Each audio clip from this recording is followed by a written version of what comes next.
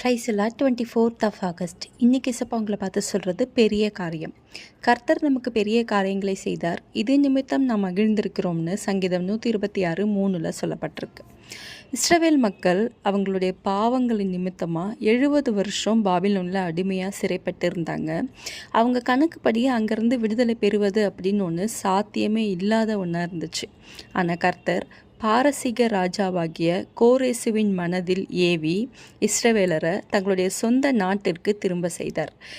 இந்த அன்எக்ஸ்பெக்டடான காரியம் அவங்களுக்கு ஒரு கனவு போல இருந்துச்சு.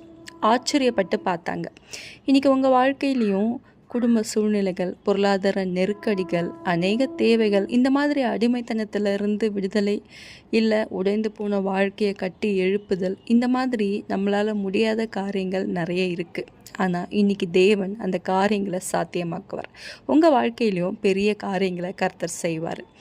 இஸ்ரவேலரை விடுவித்த பொழுது இஸ்ரவேலர்கள் மட்டும் இல்லை, அவங்கள சுற்றி இருந்த தேசத்தாரும் அதை பார்த்து ஆச்சரியப்பட்டு கர்த்தர் இவங்களுக்கு பெரிய காரியங்களை செய்தார் அப்படின்னு சொன்னாங்க.